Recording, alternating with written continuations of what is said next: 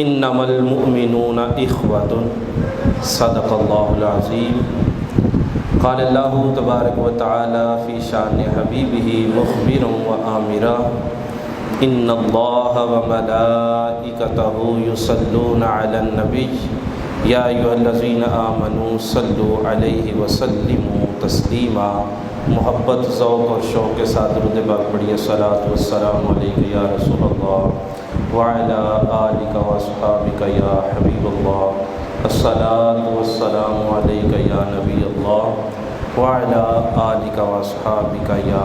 خاتم النبیین۔ ہر طرح کی حمد و ثنا اللہ رب العالمین کے لیے کہ جس رب کائنات نے اس کل کائنات کو حضرت انسان کے لیے مسخر فرمایا ہے، اور ہر طرح کے درود نبی پاک صاحب لولاک صلی اللہ علیہ وسلم کی ذات پر، کہ جس ذات پر درود ہم بھیجتے ہیں اور بھلا بھی ہمارا ہی ہوتا ہے۔ حضور کی ذات پر درود بھیجنے سے امتی پر رحمتوں کا نزول ہوتا ہے، اس کے درجات میں بلندی ہوتی ہے، اس کے گناہ معاف کیے جاتے ہیں، اس کی آخرت کی منزلیں آسان ہو جاتی ہیں۔ تو ہر طرح کے درود نبی کریم صلی اللہ علیہ وسلم کی ذات پر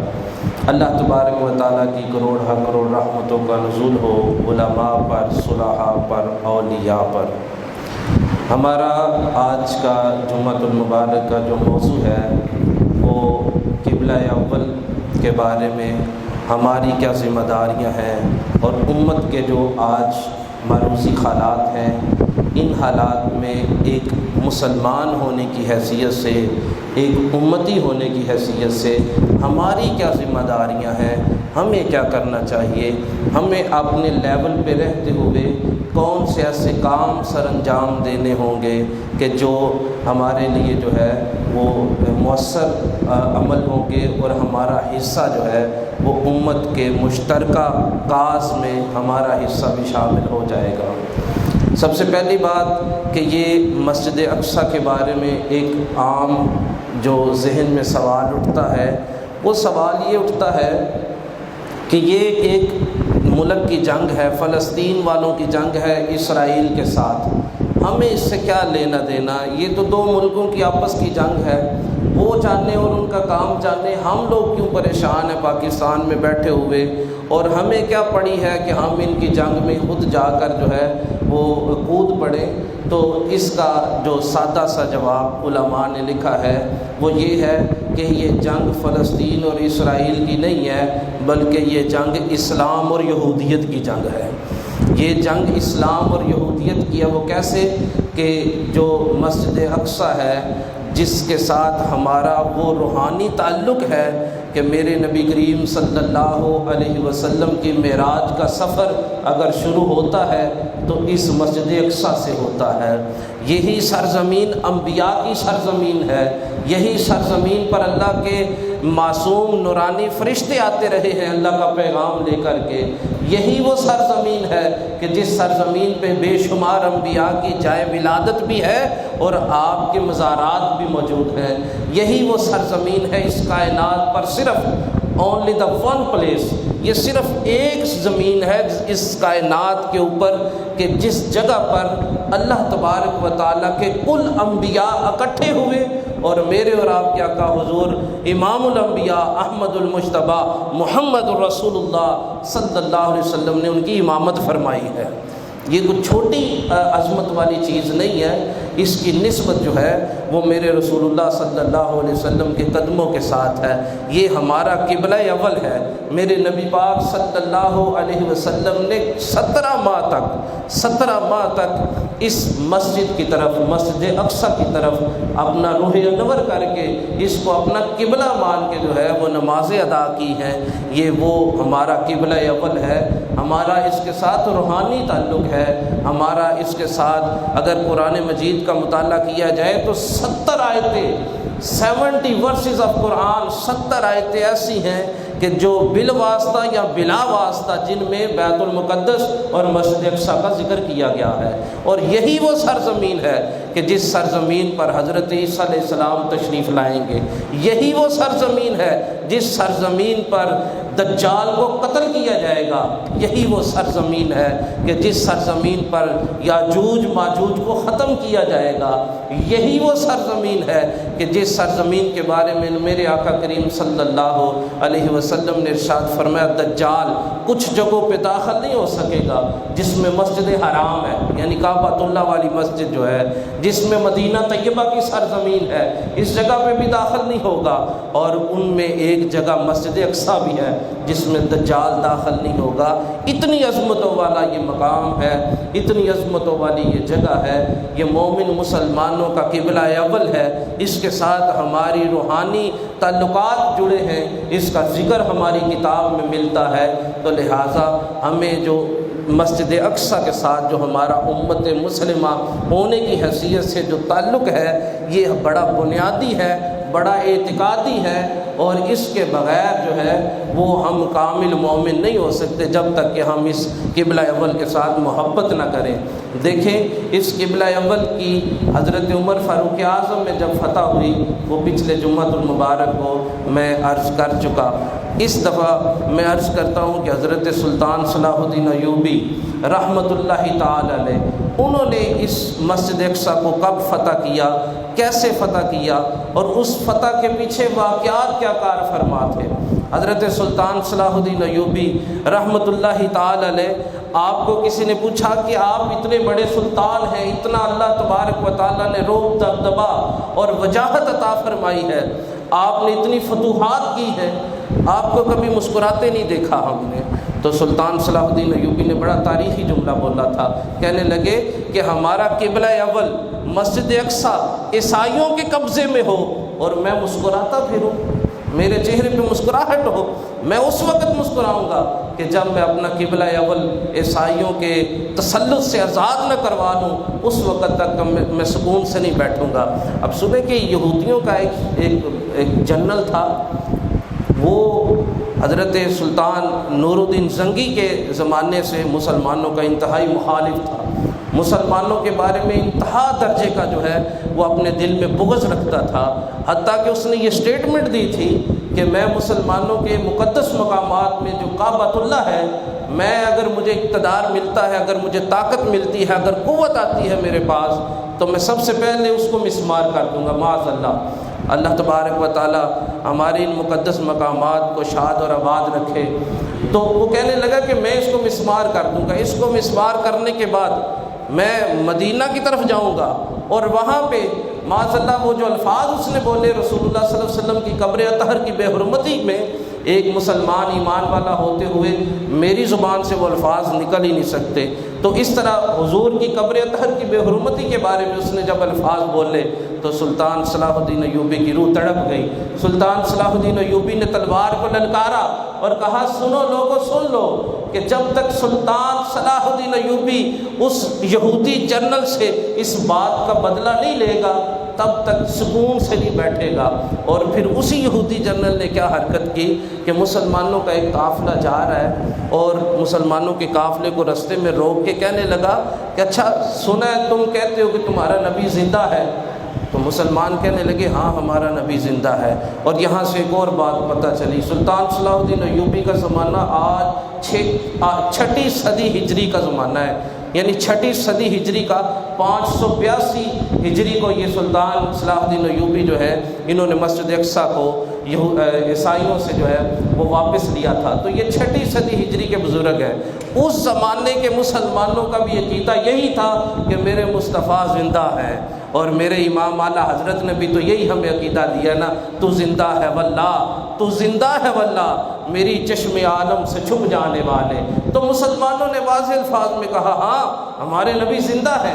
تو وہ جو یہودی جنرل تھا وہ مسلمانوں کے اس قافلے کو گھیرے ہوئے تھا، ایک ایک مسلمان کو بلاتا اور کہتا بتا تیرے نبی زندہ ہے، اور جب مسلمان اقرار کرتا کہ ہاں زندہ ہے تو مسلمانوں کو شہید کرتا اور کہتا کہ بلاؤ اپنے نبی کو، بلاؤ اپنے نبی کو، تمہارا نبی تو زندہ ہے۔ بلاؤ اس نبی کو۔ اور جب یہ سانحہ حضرت سلطان صلاح الدین ایوبی کو پتہ چلا کہ نہتے مسلمانوں کے ساتھ، وہ مسلمان کہ جو حج کر کے واپس جا رہے تھے، جو مسلمان اپنی بخششیں کروا کے واپس جا رہے تھے، ان کے ساتھ انہوں نے یہ سلوک کیا، اب تو یہ سلطان بے چین ہو گئے اور کہا کہ میں اس وقت تک اپنی کمر زمین کے ساتھ لگا کے نہیں سوؤں گا جب تک کہ میں مسجد اقصیٰ کو فتح نہیں کر لیتا، جب تک کہ میں بیت المقدس کی سرزمین کو فتح نہیں کر لیتا، جب تک کہ میں فلسطین کو فتح نہیں کر سکتا، اس وقت تک میں آرام سے نہیں بیٹھوں گا۔ پھر اللہ تبارک و تعالیٰ نے اپنے اس شعر کو ایسی قوت عطا فرمائی، ایسی طاقت عطا فرمائی۔ دیکھیں نا، یہ ہے جذبہ امت کی محبت کا جذبہ جو سلطان صلاح الدین ایوبی کے دل میں اٹھا، یہ ہے وہ مسلمانوں کے ساتھ محبت کا جذبہ جو حدیث پاک میں جھلکتا ہوا نظر آتا ہے۔ میرے آقا نے ارشاد فرمایا تھا کہ مومن مسلمان، جو میں نے ابھی آیت مبارکہ بھی قرآن مجید کی پڑھی ہے کہ انما المؤمنون اخوہ، مومن مسلمان کے سورہ حجرات کی آیت ہے کہ اللہ نے ارشاد فرمایا مومن مسلمان تو آپس میں بھائی بھائی ہے۔ اب یہ مومن مسلمان ایک پاکستان میں بیٹھا ہو اور دوسرا افریقہ میں بیٹھا ہو، ایک پاکستان کا رہنے والا ہو دوسرا فلسطین کا رہنے والا ہو، یہ سارے آپس میں مسلمان بھائی بھائی ہیں۔ میرے آقا کی حدیث پاک ہے، میرے آقا نے ارشاد فرمایا مومن مسلمان ایسے ہیں جیسے ایک جسم ہوتا ہے، ایک جسد ہوتا ہے، ایک جسم کا ایک حصہ اگر بیمار ہو جائے تو سارے جسم میں بخار آ جاتا ہے، سارا جسم بخار میں مبتلا ہو کے اپنی محبت کا اظہار اس اعضاء کے ساتھ کرتا ہے۔ مسلمان کی مثال ایسے ہے کہ جیسے ایک دیوار ہوتی ہے جس کی ایک اینٹ دوسری اینٹ کو مضبوط کرتی ہے۔ میرے آقا نے ارشاد فرمایا جب مسلمان دوسرے مسلمان بھائی کی مدد میں لگا رہتا ہے، جب ایک مسلمان دوسرے مسلمان بھائی کی مدد میں لگا رہتا ہے، اس مسلمان کی مدد میں خود حال کے کائنات لگ جاتا ہے۔ اور جب ایک مسلمان کسی دوسرے مسلمان کے عیبوں پہ پردہ ڈالتا ہے، اس کی عیب پوشی کرتا ہے، اس کے عیبوں کو چھپاتا ہے، اللہ تبارک و تعالیٰ اس کے عیبوں کو کل بروز قیامت چھپائے گا، کل بروز قیامت چھپائے گا۔ تو مومن مسلمان تو آپس میں بھائی بھائی ہیں۔ امت مسلمہ جو ہے، ان کا تعلق، ان کا رشتہ آپس میں اخوت کا رشتہ ہے، محبت کا رشتہ ہے۔ ایسا نہیں ہے کہ جی ہم لوگ قومیت پرستی میں جب پڑ گئے، ہم لوگ جو ہے وطن پرستی میں پڑ گئے اور ہم نے الگ الگ جو ہے وہ اپنے خطے بنا لیے، ہمیں کسی سے کیا لینا دینا۔ نہیں، امت مسلمہ جسد واحد کی طرح ہے۔ اگر کسی شخص کو افغانستان میں پریشانی ہوتی ہے تو کل کائنات کے مومن مسلمان جو ہیں وہ تڑپ جاتے ہیں۔ اگر کشمیر میں کسی پر ظلم کیا جاتا ہے تو کل کائنات کے مسلمانوں کو تڑپ جانا چاہیے۔ کل کائنات کے مسلمان اب جو ہے وہ ایک چیز پر متحد ہو چکے کہ اب ہم نے اپنے قبلہ اول فلسطین، اپنے قبلہ اول مسجد اقصیٰ کی حفاظت کرنی ہے۔ یہ حدیث پاک اور یہ آیت مبارکہ انما المؤمنون اخوۃ، یہ واضح طور پہ فرما دیا گیا کہ مومن مسلمان تمام آپس میں بھائی بھائی ہیں، تمام اخوت کے رشتے میں بندھے ہوئے ہیں۔ تو کیا سلطان صلاح الدین ایوبی کے بعد کیا یہ ہمیں سبق نہیں ملتا؟ جس نبی کا کلمہ سلطان صلاح الدین ایوبی نے پڑھا تھا، ہم نے بھی تو اسی نبی کا کلمہ پڑھ رکھا ہے۔ جس امت کا حصہ سلطان صلاح الدین ایوبی ہے، ہم بھی تو اسی امت کا حصہ ہے۔ جس قرآن کو سلطان صلاح الدین ایوبی پڑھا کرتے تھے، بھئی ہم بھی تو وہی قرآن پڑھتے ہیں، ہم بھی تو اسی خدا کے ماننے والے ہیں، ہم بھی تو اسی امت کا حصہ ہیں۔ کیا ہمارے اندر وہ غیرت ایمانی کیوں نہیں اٹھتی؟ ہمارے اندر وہ جوش اور جذبہ کیوں نہیں آتا؟ ہمارے اندر وہ امت کے معاملات، اتحاد امت کی وہ سوچ کیوں نہیں پیدا ہوتی؟ ہمارے اندر اس وجہ سے نہیں پیدا ہوتی کہ ہم نے اپنا تعلق، اپنا ناطہ قرآن اور حدیث سے توڑ لیا ہے۔ ہم نے اپنا تعلق توڑ لیا قرآن سے، ہم نے اپنا تعلق مصطفیٰ سے توڑ لیا۔ آج ہماری سوچ یہ ہے کہ مجھے منتھلی سیلری مل رہی ہے، میرے گھر کا چولہا چل رہا ہے، مجھے کیا کسی سے لینا دینا، میرے معاملات بہترین انداز میں چل رہے ہیں۔ ہم لوگ اکٹھے ہوتے ہیں، مل بیٹھ کے دوستوں کی گیدرنگ میں کھانا شانا کھا لیتے ہیں، ہمیں کسی سے کیا لینا دینا۔ نہیں، ہم اس امت کا حصہ ہیں، ہم اس امت واحدہ کا حصہ ہیں، جس امت کے بارے میں حضور نے فرمایا کہ یہ ایک دیوار کی طرح ہے جس کی ایک اینٹ دوسری اینٹ کو مضبوط کرتی ہے۔ یہ ایک جسم کی طرح ہے کہ ایک حصہ اگر پریشان ہو جائے، ایک حصہ اگر بیمار ہو جائے، ایک حصے پہ اگر کانٹا چبھ جائے تو سارے جسم کو بخار چڑھ جاتا ہے اور وہ اس حصے کے ساتھ محبت کا اظہار کرتے ہیں۔ آج ہمارے فلسطینی بھائی پریشان ہیں۔ آج مسجد اقصیٰ کی سرزمین پر یہودی اس کو مسمار کر کے وہاں پہ اپنی ناپاک جو ہے وہ حرکات کرنا چاہتے ہیں۔ نہیں، ایسا نہیں ہونے دیں گے۔ دیکھیں اب یہ یہودی ایسا کیوں کر رہے ہیں، یہ اسرائیل والے ایسا کیوں کر رہے ہیں؟ انہوں نے اپنی کتاب میں پڑھ رکھا ہے کہ یہ جگہ جو ہے یہ ہیکل سلیمانی کی جگہ ہے، یہ جگہ جو ہے وہ تمہاری بڑی مقدس جگہ ہے۔ حالانکہ حقیقت ایسی نہیں ہے، ان کی کتاب میں تحریف ہو چکی ہے۔ اس کتاب کے اندر جو اصل عبارت تھی اس کو مسخ کر دیا گیا، وہ ٹیمپرڈ بک ہے، وہ کتاب جو ہے وہ اصل حالت میں موجود ہی نہیں۔ جو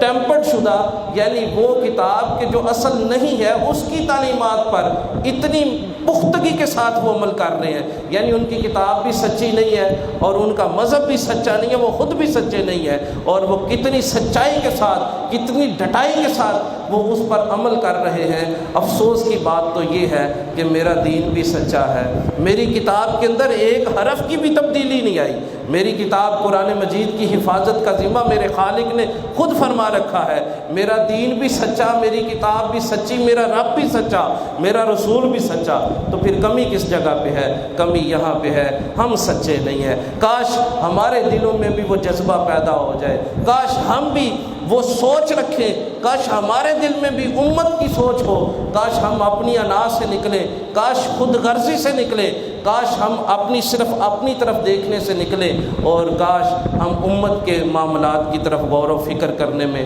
مگن ہوں۔ اب سلطان صلاح الدین ایوبی وہ اکیلا شخص، اس نے اپنا نہیں سوچا، وہ تو دیکھیں میں سلطان ہوں، میں بادشاہ ہوں، مجھے کیا ضرورت پڑی ہے خود کو پریشانی میں ڈالوں، میرا معاملہ ٹھیک چل رہا ہے، لوگ جو ہیں وہ موجود ہیں، جگہ جگہ پہ میرے دربان کھڑے ہیں، میرے پاس ہزاروں نوکر ہیں، میری زندگی آسائش میں گزر رہی ہے، مجھے کیا ضرورت پڑی ہے جنگیں لڑنے کی؟ نہیں، امت کی فکر تھی، امت کا جو ہے وہ غم تھا، امت کا جو ہے وہ امت کا شرازہ بکھرتا ہوا جو نظر آ رہا تھا۔ پھر سلطان صلاح الدین ایوبی جب آپ مسجد اقصیٰ کو فتح کرتے ہیں اور یہودیوں اور عیسائیوں کے تسلط سے اس مسجد کو پاک کرتے ہیں، یہ شخص کتنا بڑا عاشق رسول تھا۔ اللہ اکبر، میں تاریخ پڑھ رہا تھا، کہتے ہیں کہ دمشق سے عطر گلاب منگوایا گیا، دمشق سے گلاب کا عطر منگوایا گیا، اور اس گلاب کے عطر کے ساتھ 7 دن تک مسجد اقصیٰ کو دھویا گیا، 7 دن تک مسجد اقصیٰ کو دھویا گیا، اور پھر اس مسجد کے اندر ایک ممبر رکھا گیا۔ اس ممبر کی کیا تاریخ ہے؟ اس ممبر کی تاریخ یہ ہے کہ ایک بڑائی لکڑی کا کام کرنے والا، اس نے جب سنا کہ مسجد اقصیٰ عیسائیوں کے تسلط میں ہے اور ہمارا قبلہ اول ہے، میرے رسول اللہ کی وہ جگہ ہے جہاں میرے نبی نے تمام نبیوں کی امامت فرمائی ہے، جہاں میرے مصطفیٰ کے نالین لگے ہیں، جہاں میرے مصطفیٰ کے قدم لگے ہیں، جہاں میرے مصطفیٰ کو رب نے معراج پہ بلایا تھا، وہ سرزمین ہے۔ وہ بڑائی کہنے لگا میں کیا کر سکتا ہوں، میں تو لکڑی کا کام کرتا ہوں، میں کیسے اس مسجد اقصیٰ کی رہائی میں اپنا کردار ادا کر سکتا ہوں؟ اس نے سوچا میں ایک ممبر بناتا ہوں، مسجد اقصیٰ جب فتح ہوگی میں اس ممبر کو مسجد میں رکھوں گا، اور اس ممبر پر جو اس وقت کے خطیب ہوں گے وہ خطبہ دیں گے۔ اس نے ممبر بنا کے رکھ دیا۔ اب سلطان صلاح الدین ایوبی کو جب پتہ چلتا ہے کہ ایک بڑائی نے ممبر بنایا ہے کس لیے کہ مسجد اقصیٰ فتح ہوگی تو وہ ممبر اس میں رکھا جائے گا، تو سلطان صلاح الدین ایوبی کہتے ہیں ایک بڑائی ہو کہ اتنا غیرت مند ہے، میں تو بادشاہ ہوں، ایک بڑائی ہو کہ لکڑی کا کام کرنے والا اتنا غیرت مند ہے اور اتنا وہ اس حوالے سے وہ چاہتا ہے کہ مسجد اقصیٰ جو ہے وہ فتح ہو جائے، تو میں تو بادشاہ ہوں، مجھے تو اللہ نے قوت اور طاقت عطا فرمائی ہے۔ جب مسجد اقصیٰ کو فتح کیا جاتا ہے تو بڑائی کا وہ بنایا ہوا ممبر مسجد میں رکھا جاتا ہے، اور پھر سلطان کتنا بڑا عاشق رسول تھا، اللہ اکبر۔ سلطان صلاح الدین ایوبی کو عرب کے اس وقت کے مدینہ طیبہ کے جو حاکم تھے انہوں نے ایک تحفہ بھیجا۔ وہ تحفہ کیا تھا؟ وہ تحفہ ایک ڈبے میں بند ہے، اور جب تحفہ پیش کیا گیا تو جب اس کو کھولا گیا تو وہ ایک کھجور کے پتوں سے بنا ہوا ایک ہاتھ سے جلنے والا پنکھا تھا۔ تو سلطان صلاح الدین ایوبی کہنے لگے کہ اس کے اندر کون سی خاص بات ہے کہ جو اتنی دور سے تحفہ آیا اور یہ کھجور کے پتوں سے بنا ہوا ایک پنکھا ہے۔ تو اس شخص نے کہا ذرا اس پنکھے کی دوسری طرف تو دیکھو، تحریر کیا لکھی ہوئی ہے۔ جب دوسری طرف دیکھا گیا تو اس پنکھے کے اوپر تحریر یہ لکھی تھی کہ سلطان تمہارے لیے یہ کسی عام کھجور کے پتے نہیں ہیں، یہ وہ کھجور ہے جو حضور کے روضہ مبارک کے ساتھ لگی ہوئی ہے، اس کھجور کے پتوں سے تمہارے لیے پنکھا بنایا گیا ہے۔ سلطان نے اس پنکھے کو سر پہ رکھ لیا اور درود و سلام پڑھتا چلا جا رہا ہے اور آنکھوں سے آنسو جاری ہے اور کہنے لگا خدا کی قسم آج تک ایسا تحفہ مجھے زندگی میں کسی نے نہیں دیا۔ یہ ہے عشق رسول، یہ ہے محبت رسول۔ اور جب بھی غیرت ایمانی پیدا ہوتی ہے یہ محبت رسول سے پیدا ہوتی ہے۔ جب بھی کوئی شخص کائنات میں آپ غور کر کے دیکھ لیں، جس بھی مسلمان حکمران نے غیرت ایمانی کا مظاہرہ کیا ہے، جس نے بھی امت کی جو ہے فوز و فلاح کا کام کیا ہے، جس نے بھی کل کائنات کی امت کے بارے میں سوچا ہے، اس نے وہ عاشق رسول ضرور ہوگا۔ کیوں؟ کیونکہ جس کے دل میں عشق مصطفیٰ ہے، یہ ایک عشق مصطفیٰ ہی ایسی چیز ہے جو امت کو اکٹھا کرتی ہے۔ ورنہ دیکھ لیجئے دنیا کے اندر بڑی محبتیں ہیں، وہ محبتیں ضرور دل کو کاٹیں گی، وہ محبتیں توڑیں گے ایک دوسرے مسلمان کو دوسرے مسلمان سے۔ صرف ایک محبت ایسی ہے، محبت رسول اللہ صلی اللہ علیہ وسلم کی محبت جو ہے وہ ایک ایسی محبت ہے جو امت کو جوڑتی ہے، جو امت کو ایک دوسرے کے ساتھ ملاتی ہے۔ امت کو یہ مسجد فتح کر کے سلطان صلاح الدین ایوبی نے عطا کر دی، یہ عظمتوں والا مقام، یہ عظمتوں والی مسجد۔ آج جو معروضی حالات ہیں، آج جو کل کائنات میں مسلمانوں کے ساتھ ہو رہا ہے، آج پوری دنیا میں مسلمان قوم ذلیل اور خوار ہو کے رہ گئی، اس کے پیچھے وجہ کیا ہے؟ اور آج ہم مسجد اقصیٰ کی رہائی کے لیے میں یا آپ کیا کر سکتے ہیں؟ سب سے پہلی بات کہ ہم کیا کر سکتے ہیں، ہم یہ اتنا تو کر سکتے ہیں کہ اپنے رب سے دعا مانگے کہ میرے مالک تو ان اللہ علی کل شیء قدیر ہے، تو قادر مطلق ہے، تو جو چاہے وہ کر سکتا ہے، تو پتھر سے ایک اونٹنی پیدا کر سکتا ہے، تو بغیر باپ کے بیٹا پیدا کر سکتا ہے، تو بغیر ماں باپ کے آدم علیہ السلام کو پیدا کر سکتا ہے، تو پتھر کے اندر کیڑے کو خوراک پہنچا سکتا ہے، تو میرے مالک ہمارے فلسطینی بھائیوں کی بھی غیبی مدد فرما دے۔ دعا تو کر سکتے نا ہم۔ اور دوسری بات، کسی بھی قوم کو تباہ و برباد کرنے کے لیے اس کا معاشی بائیکاٹ کیا جاتا ہے، اس کا اکنامیکل بائیکاٹ کیا جاتا ہے، اس کی اکنامکس کو ڈیمیج کیا جاتا ہے، تو ان کی مصنوعات کا بائیکاٹ کر کے ہم ان کو یہ معاشی طور پر تو نقصان پہنچا سکتے ہیں۔ اور دوسری چیز، افسوس اس بات کا ہے کہ دیکھیں وہ یہودی قوم جو ہے، ان کے اگر دیکھا جائے کہ لٹریسی ریٹ، یعنی ان کا پڑھائی کا جو ریٹ ہے، شرح خواندگی جو ہے، وہ اگر دیکھا جائے تو ان کی 100% ہے، یعنی ان کے ہاں کوئی شخص بھی ان پڑھ نہیں ہوتا، وہ سارے کے سارے پڑھے لکھے ہوتے ہیں۔ اور وہ پڑھے لکھے پتہ کون سا، یہ نہیں ہے کہ مطلب ان کا پڑھے لکھے سے مراد ان کے سافٹ ویئر انجینئر ہے اور فلاں، نہیں، بلکہ ان کے پڑھے لکھے جو لوگ ہیں ان کے پاس پہلے ان کے دین کا مذہب آتا ہے، پھر ان کا عصری علوم ان کی طرف جو ہے وہ توجہ کرتے ہیں، پھر وہ دنیاوی علوم کی طرف توجہ کرتے ہیں۔ افسوس کی بات یہ ہے کہ آج ہم نے دین کے علم کے ساتھ جو ہے وہ اپنے تعلق کو توڑ دیا۔ ہم علوم دین کو کچھ نہیں سمجھتے۔ علم دین کو سمجھنا، علم دین کی طرف اگر کوئی بچہ راغب ہو جائے ہمارا تو ہم سمجھتے ہیں یہ مولوی بن جائے گا۔ نہیں، قطعاً ایسا نہیں ہے۔ علم دین جو ہے وہی ہمیں کامیابی کی طرف لے کے جائے گا۔ علم دین وہی ہمیں یہ حقیقت بتائے گا کہ ہمارا قرآن کیا کہتا ہے، میرے نبی نے ہمارے بارے میں کیا ارشاد فرمایا۔ دیکھیں یہ جو مروجہ نظام ہے، یہ جو عصری تعلیم ہے، میں عصری تعلیم کے خلاف نہیں ہوں، یہ اسکول کالج کی تعلیم کے خلاف نہیں ہوں۔ میں اگر اپنی ذاتی طور پہ بات بتاؤں تو میں نے 9 سال انجینئرنگ پڑھی ہے۔ میں نے پاکستان میں 3 سال انجینئرنگ پڑھی اور باقی کے جو 7 سال ہیں میں نے انگلینڈ میں انجینئرنگ پڑھی ہے، اور الحمدللہ آپ کے سامنے ممبر پہ بیٹھ کے اللہ رسول کی بات کر رہا ہوں۔ عصری تعلیم کے خلاف ہم نہیں ہیں۔ اور پھر جب میں واپس آیا الحمدللہ درس نظامی کیا اور ایم فل میرا مکمل ہو چکا ہے علوم اسلامیہ میں، اور الحمدللہ میں PhD علوم اسلامیہ کا طالب علم ہوں۔ تو بات یہ ہے کہ عصری علوم کے ہم خلاف نہیں ہیں، مگر صرف اور صرف عصری تعلیم جو ہے اس کی حقیقت سنیں کہ پاکستان میں ایک جنرل ہوئے ہیں، پاکستان کے چیف آف آرمی اسٹاف بھی رہے ہیں، جنرل ریٹائر شاہد عزیز آپ کا نام ہے، وہ اپنی ایک کتاب آخر خاموشی کب تک، یہ کتاب انہوں نے ریٹائرمنٹ کے بعد، لیکن نیب کے بھی وہ کوئی چیئرمین رہے ہوں اور لاہور کے کور کمانڈر بھی رہے، وہ اپنی کتاب آخر خاموشی کب تک میں لکھتے ہیں کہ پاکستان کے اندر جو مروجہ تعلیمی نظام ہے اور اس کے اندر جو اسلامیات لازمی کی صورت میں اسلامیات پڑھائی جاتی ہے، ہم 15 سال اس اسلامیات کو پڑھتے ہیں، اس اسلامیات کو پڑھنے کے بعد نہ تو ہم درست انداز میں قرآن پڑھنے کے قابل ہوتے ہیں، نہ ہمیں وضو اور غسل کے فرائض کا پتہ چلتا ہے، نہ ہی ہم کسی کا نکاح پڑھا سکتے ہیں، نہ کسی کا جنازہ پڑھا سکتے ہیں۔ اگر غریب لوگوں کے بچے مدارس میں علوم دینیہ نہ حاصل کرتے تو آج ہم کسی کو یہ نہ تلاش کر سکتے کہ آج ہمارے جنازے کوئی نہ پڑھاتا، آج ہمارے نکاح کوئی نہ پڑھاتا، آج ہمیں قرآن پڑھانے والا بھی کوئی نہ ہوتا، اگر ہم صرف اس عصری تعلیم کی طرف پڑھے رہتے۔ ایسا کون کہہ رہا ہے؟ یہ وہ شخص کہہ رہا ہے کہ جو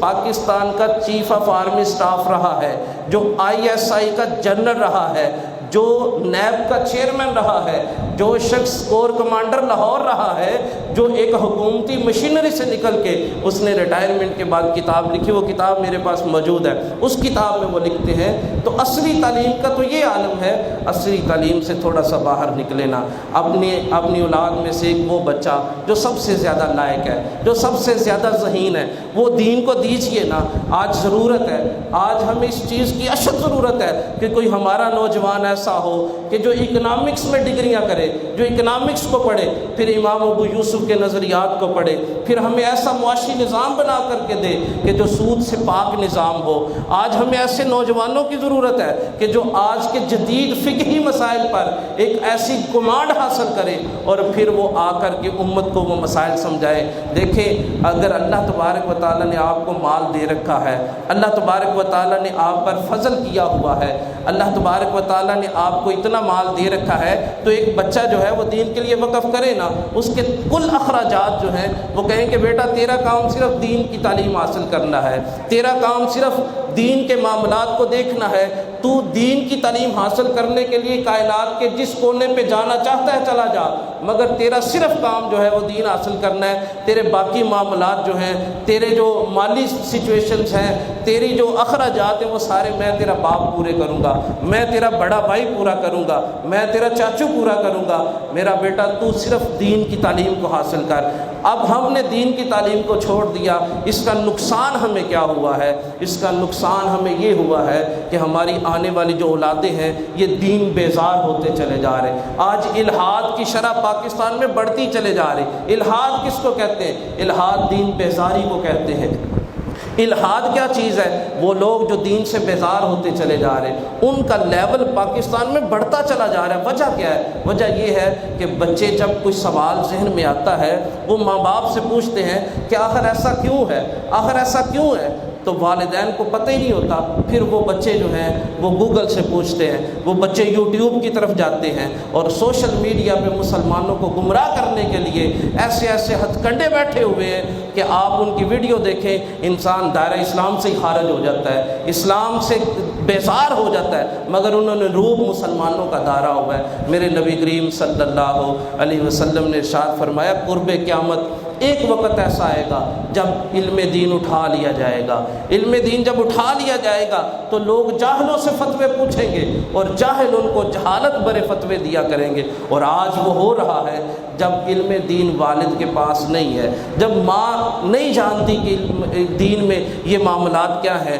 تو بچے نے تو پھر کسی سے تو پوچھنا ہے نا۔ بچہ جب یوٹیوب سے سنتا ہے، بچہ جب کسی فاسق اور فاجر کی جو خود ساختہ اسلام کی اور ہماری آیات کی جو خود ساختہ تعویلیں کی ہوتی ہیں، جو خود سے ہی تفسیر پہ رائے کر کے بیٹھے ہوتے ہیں، جب نوجوان اس کی طرف راغب ہوتا ہے، اور یہ انسان کی ایک سوچ ہے کہ انسان ہمیشہ آسانی کی طرف جاتا ہے، جیسے پانی ہمیشہ یہ ڈھلوان کی طرف بہتا ہے نا، انسان بھی ہمیشہ جو ہے وہ آسانی کی طرف جاتا ہے۔ اس کی میں مثال دیتا ہوں، وہ مثال سن لیں۔ مثال یہ ہے کہ نبی کریم صلی اللہ علیہ وسلم کے وصال کو بھی کچھ سال گزرے، ابھی کچھ سال گزرے ہیں امام الانبیاء کے وصال کو، تو جب یہ مسیلمہ کذاب نے واضح طور پر اپنا کام شروع کیا تو اس مسیلمہ کذاب نے 1.5 لاکھ سے زائد لوگوں کو اپنے ساتھ ملا لیا۔ 1.5 لاکھ، ابھی امام الانبیاء کا وصال چند سال پہلے ہو رہا ہے، 1.5 لاکھ لوگوں کو، ان لوگوں کو کس بات پہ اپنے ساتھ ملاتا تھا؟ کہتا تھا اگر اس شریعت میں 5 نمازیں ہیں، میں کہتا ہوں 2 ہی پڑھی چلو، 2 ہی پڑھتے چلے جاؤ، 3 پڑھا کرو، کوئی نہیں، آسانی ہے، آسانی ہے، آسانی ہے، آسانی ہے، کوئی نہیں، وہاں پہ 5 ہے، میں تمہیں 3 کہتا ہوں، میں بھی اللہ کا نبی۔ تو لوگ آسانی تلاش کرنے کے لیے اس کے ساتھ ہوتے چلے گئے۔ تو جب آپ یوٹیوب پہ ہمارے بچے دیکھیں گے کہ یہ شخص تفسیر بالرائے کر رہا ہے، ان کو تو نہیں پتہ یہ تفسیر بالرائے ہے، وہ تو کہیں گے دین کی بات کر رہا ہے، اس کا چہرہ بھی مسلمانوں والا ہے، اس کا روپ بھی مسلمانوں والا ہے، اور اس نے جو ہے وہ ایک عالم دین لگتا ہے، مگر حقیقت میں وہ شیطان بیٹھا ہوتا ہے۔ تو آپ خود کیوں نہ دین کا علم حاصل کریں؟ ہمارے ہاں کوئی ایسا بیٹا ہمارا کیوں نہ ایسا ہو جو اتھینٹک علماء سے دین کا علم حاصل کرے، کہ جس سے پتہ چل جائے کہ بیٹا ذلیل اور خوار ہوتے چلے جا رہے ہیں۔ ہمارے معاشرے میں الحاد، لادینیت، دین بیزاریت کی شرح میں اضافہ ہوتا چلا جا رہا ہے۔ آپ چند لوگوں کے، میں نے پہلے بھی یہ بات کہی تھی، آپ چند لوگوں کے پاس بیٹھیں گے نا، ہر تیسرا بندہ آپ کو علماء کے خلاف بات کرتا نظر آئے گا۔ ابھی یہ عید کا ایونٹ گزرا ہے تو عید کے بعد لوگوں کے نظریات یا لوگوں نے کیا باتیں کی؟ بھئی مولوی ہر بات پہ لڑ پڑتے ہیں، مولوی ہر بات پہ جو ہے، دیکھیں عید پہ نہیں متفق ہو سکے کہ عید بھی انہوں نے دوسری کر دی ہے، پہلی عید دوسری عید، یہ کیا بات ہوئی؟ ایک عید، یعنی لوگوں کو ایشو چاہیے کہ علماء کے خلاف بات کرنی ہے اور مذہبی حلیے والوں کے خلاف بات کریں۔ یہ مزاج ہمارا بنایا گیا ہے، ورنہ پچھلے زمانوں میں چلے جاؤ، لوگ علماء کی عزت اتنی کرتے تھے کہ بیٹی کا رشتہ بھی عالم سے پوچھ کر کیا کرتے تھے۔ علماء کی عزت اتنی کرتے تھے کہ علماء سے پوچھا کرتے تھے کہ ہم یہ عمل کرنے والے ہیں، حضرت صاحب بتائیے کر گزرے کہ نہ کر گزرے۔ یہ علماء کی محبت کو کم کیا کس نے؟ یہ جو الحاد کی شرح بڑھتی چلی جا رہی ہے۔ تو آج یہی پیغام ہے، سب سے پہلی بات کہ ہم ان اپنے فلسطینی بھائیوں کے ساتھ ایک تو اظہار یکجہتی اس طرح کریں کہ اپنی دعاؤں میں ان کو یاد رکھیں، اپنے اندر غیرت ایمانی پیدا کریں، اپنے اندر کل کائنات کی امت کے بارے میں سوچنے کی سوچ، ایک سوچ بلڈ اپ کریں کہ میں نے صرف اپنی ذات کے لیے نہیں سوچنا، میں نے اپنے قبیلے کے لیے سوچنا ہے، میں نے اب کل کائنات کی امت کے بارے میں سوچنا ہے۔ اور پھر دوسری بات، وہ یہودی جو پروڈکٹس ہیں، جو ان کی مصنوعات ہیں، ان کا بائیکاٹ کرے اور یہ ارادہ کرے کہ میں نے اپنی اولاد میں سے ایک بیٹے کو دین کی طرف لگانا ہے، ایک بیٹی کو میں نے دین کی طرف لگانا ہے، دین کے علوم سکھانے ہیں، اور اس کا جو مالی معاملات ہیں، اس کی مالی معاونت میں خود کروں گا، اور اس کو بالکل اس حوالے سے اکنامیکل جو ہے وہ پرابلم نہیں آئے گی، ہم اس کو سپورٹ کریں گے۔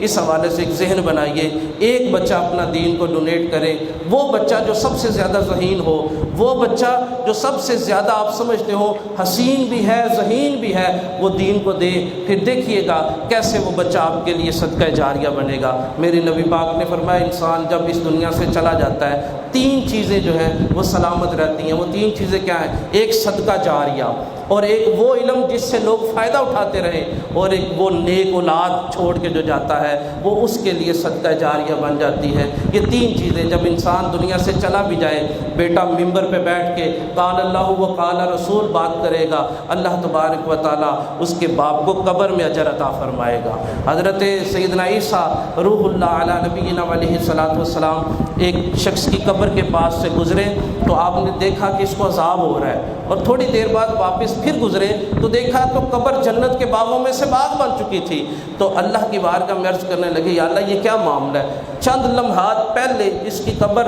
آگ کی لپٹوں میں تھی، اس کی قبر جو ہے وہ آگ میں تھی، یہ عذاب میں مبتلا تھا، اب اس کی قبر جنت کے باغوں میں سے باغ بن چکی ہے۔ تو فرمایا گیا کہ اس کا بیٹا آج مدرسہ میں گیا ہے، اس کے بیٹے نے آج جا کے وہاں پہ بسم اللہ الرحمن الرحیم پکارا ہے، اور جس کا بیٹا زمین کے اوپر ہمیں رحمان اور رحیم پکارے، ہمیں شرم آتی ہے اس کے باپ کو زمین کے نیچے عذاب دے۔ اس کے باپ کو زمین کے نیچے عذاب، ایک بیٹا دین کے لیے دے، ایک اولاد، اپنی وہ اولاد جو سب سے ذہین ہے، جو سب سے خوبصورت ہے، دین کے لیے دے۔ اللہ تبارک و تعالیٰ آپ کی دنیا بھی بہتر فرمائے گا، اللہ اس طالب علم کی برکت سے آپ کے گھر پر رحمتوں کا نزول فرمائے گا، آپ کی روزی میں برکت عطا فرمائے گا، اور پھر دیکھیے آپ کی دنیا بھی کیسے درست کرتا ہے اور کیسے وہ آخرت میں بھی آپ کے لیے کام آئے گا۔ اللہ تبارک و تعالیٰ ہمیں عمل کی توفیق عطا فرمائے۔ وما علینا الا البلاغ۔